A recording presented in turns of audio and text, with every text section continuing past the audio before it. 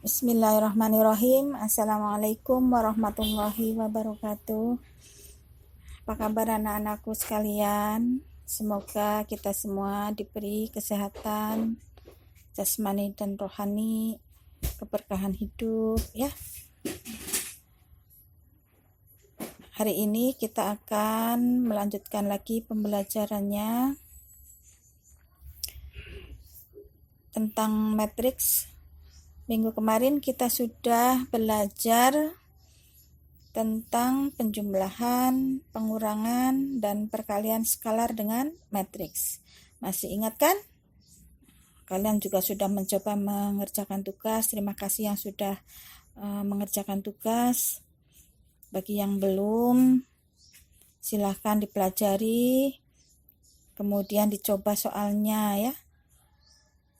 Ingat, kita belajar memahami, bukan belajar copy paste.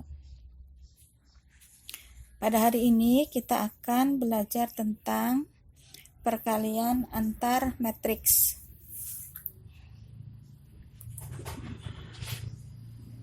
Jadi tujuan pembelajaran hari ini adalah kalian harus dapat melakukan operasi perkalian antar matriks. Perkalian antar matrik ini juga ada syaratnya, seperti halnya pada saat kita membahas penjumlahan atau pengurangan matriks. Jadi tidak semua perkalian matrik bisa kita selesaikan. Apa syaratnya?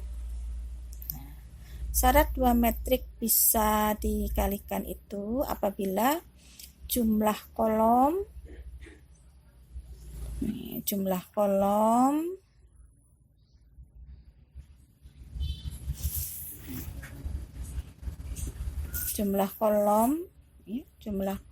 pada matriks pertama,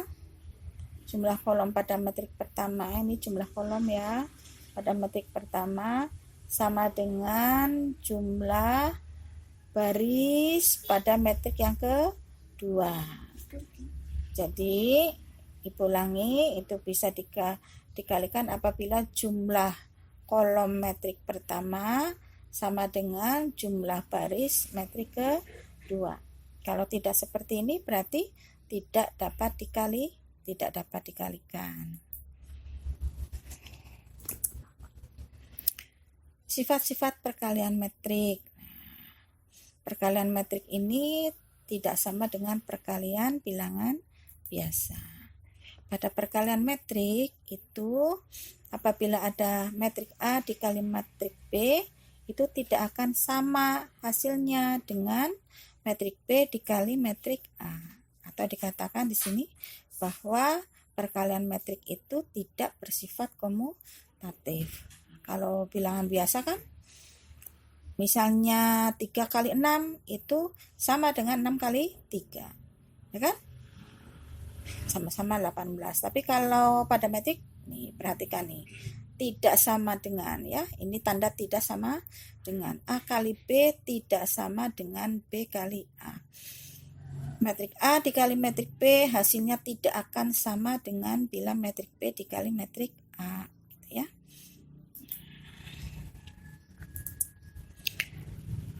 Perkalian matrik, misalnya matrik A dengan matrik identitas, ini disimbolkan dengan I, itu akan menghasilkan matrik itu sendiri ya. Jadi kalau A kali I itu sama dengan A dengan I adalah matrik identitas ya. Jadi simbol I ini adalah matrik identitas. Bagaimana matrik identitas? Matrik identitas itu adalah matrik identitas itu matrik yang matrik persegi ini ya. Ini matrik persegi ordo 2 kali 2. Kalau matrik identitas untuk ordo 2 kali 2 seperti ini, yaitu matrik yang elemen diagonal utamanya itu bernilai 1 semua ya. Jadi kalau misalnya ordo 3 kali 3 berarti di sini juga 1 lagi, 1 1 1. elemen yang lainnya bernilai 0 ya. Elemen yang lainnya bernilai 0. Maka itu disebut dengan metrik identitas. Kalau dalam bilangan biasa ini disebut dengan angka 1 ya, sama dengan angka 1 kan A kali 1 sama dengan A gitu ya. Nah, jadi diibaratkan sebagai angka yang bernilai 1.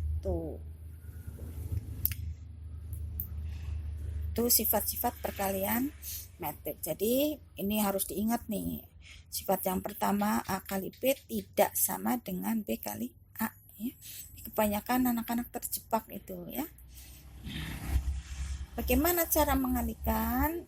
Cara mengalihkan metrik ini ada caranya. Ya, ini agak lebih sedikit rumit dibandingkan dengan menjumlahkan atau mengurangkan.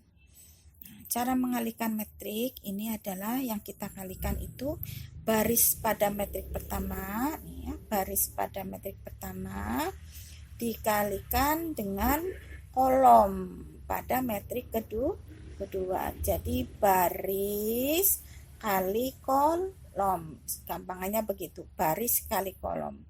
Baris ini kita ambil dari metrik yang pertama dan kolom itu kita ambil dari metrik yang kedua ya. Nah, untuk lebih memahami kita perhatikan contoh berikut. Misal kita akan mengalihkan suatu metrik ordo berapa ini? Iya betul, ordo 2 kali 2. Kenapa disebut ordo 2 kali 2? Karena memiliki 2 baris dan 2 kolom. Mana barisnya? Nih, baris 1 berelemen 1 dan 2, baris kedua berelemen 3 dan 0. Kolomnya mana? Nah, ini dia kolomnya. Kolom yang pertama 1 dan 3, kolom yang kedua 2 dan 0. Nah, kita kalikan dengan suatu metrik. Nah, coba ini, metrik ini berordo berapa? Berapa? Ya, 2 kali 3, betul. Karena mempunyai 2 baris, ini dia, dan 3 kolom ya. Nah,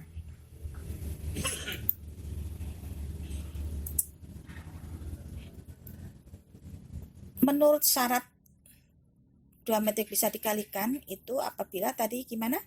Jumlah kolom pada metrik yang kedua, ini lihat, ini jumlah kolom sama dengan jumlah baris pada metrik yang kedua. Jumlah kolom pada metrik yang pertama 2, jumlah baris pada metrik yang kedua juga 2 dan 2 sama ya kan. Nah, ini baru bisa dikalikan.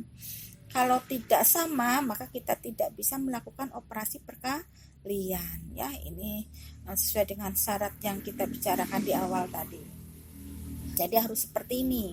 Apabila tidak maka tidak bisa dikalikan. Nah, ini bagaimana cara mengalihkannya? Tadi baris pada metrik pertama dikali kolom pada metrik yang kedua. Nah, ini baris yang pertama ini ya, baris ini kolom.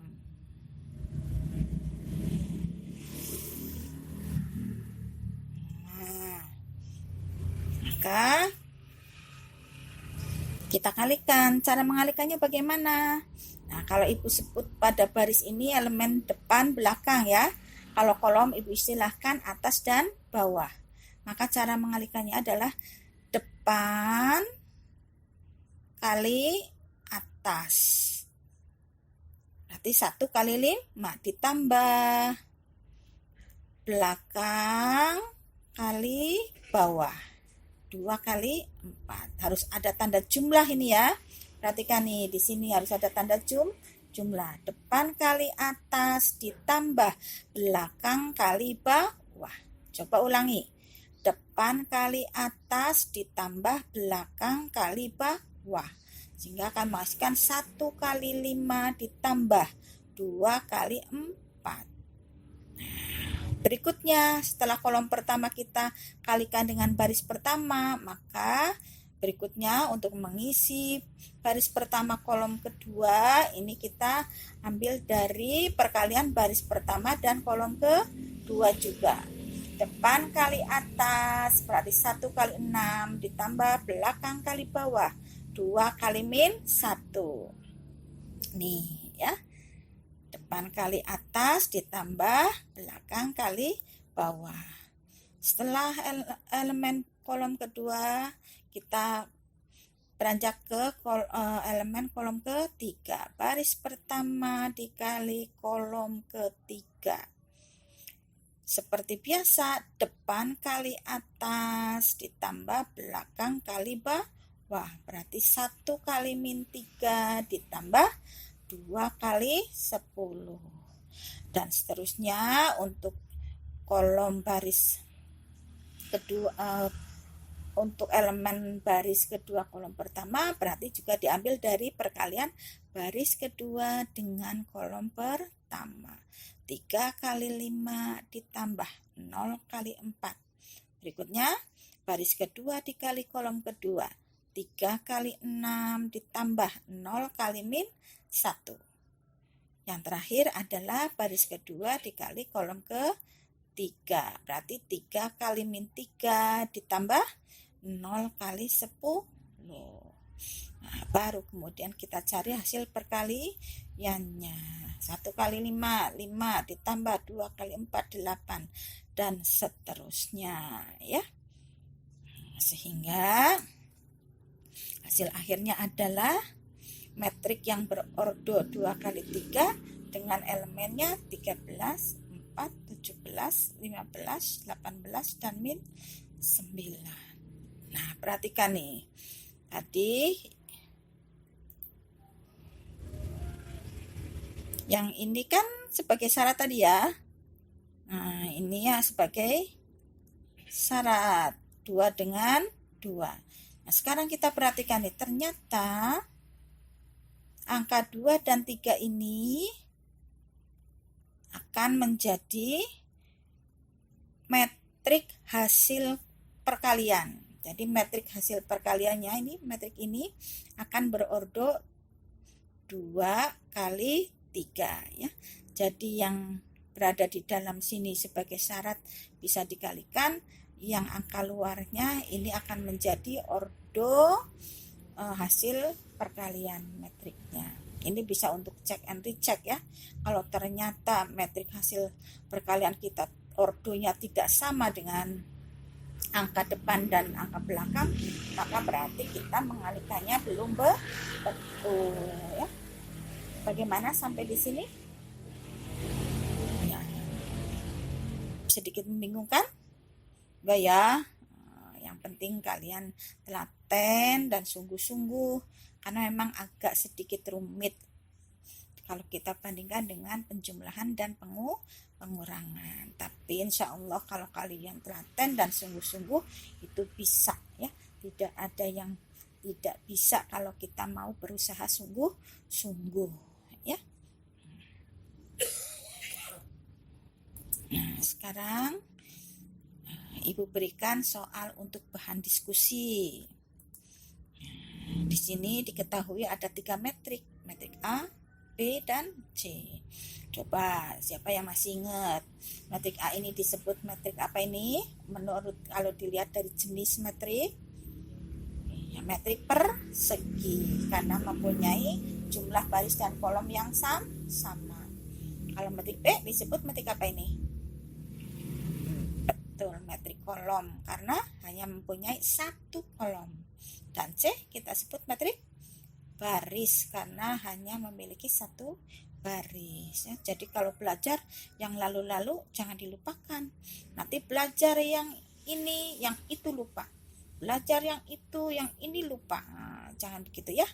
Di yang lalu-lalu, belajar yang sudah-sudah harus tetap diingat. Makanya harus rutin membuka catatannya ya. Sekarang pertanyaannya adalah dari perkalian berikut, nih perkalian mana ini 1 sampai 6 nih, mana yang dapat dilakukan? Mana yang dapat dilakukan perkalian, ada hasilnya mana gitu ya. Apakah A kali B bisa dilakukan? Apakah A kali C bisa, B kali C dan seterusnya ya. Dilihat dari tadi syarat 2 metrik bisa dibuktikan. Kalau tidak memenuhi syarat itu berarti tidak bisa dikalikan. Nah, di sini berarti kalian harus mengerti tentang ordo, ya. Kemudian paham tentang mana baris, mana kolom, gitu ya. Nah, jadi ini aplikasinya ke situ. Jadi kalian harus bisa menentukan ini berdasarkan pemahaman ordo, baris, dan kolom untuk diaplikasikan ke perkalian. Nanti setelah kalian jelaskan alasannya, coba dicari juga hasil perkaliannya, ya. Dicari juga hasil perkaliannya. Misalnya menurut kalian A kali B bisa, kemudian kalian lakukan perkaliannya, ya, dengan cara seperti tadi, baris kali kolom, depan kali atas ditambah belakang kali bawah, dan seterusnya, ya. Bagaimana? Sudah bisa dipahami ya? Mudah-mudahan tidak ada kesulitan. Setelah pembelajaran hari ini, untuk refleksi, coba kalian nanti kirimkan emoticon, ya, untuk menggambarkan suasana hati kalian tentang pembelajaran kali ini.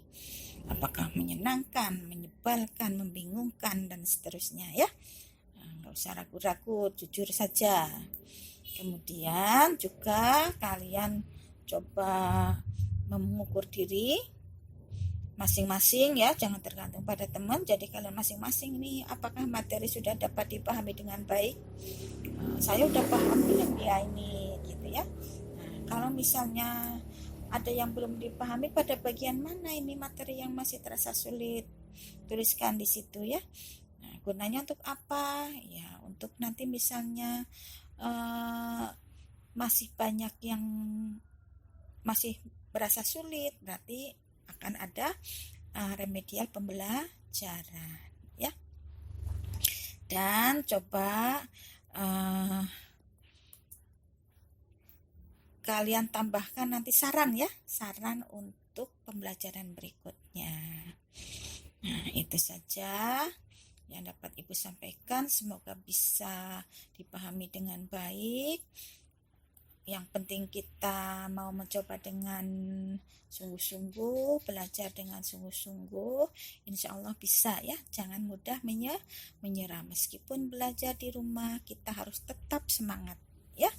Jangan lupa berdoa, semoga Allah memberikan kemudahan kepada kita semua. Segala urusan kita semoga diberi kemudahan, ya. Urusan belajar kita dan urusan yang lain-lainnya. Demikian saja. Mohon maaf apabila ada yang kurang bisa dimengerti. Billahi taufiq wal hidayah. Wassalamualaikum warahmatullahi wabarakatuh.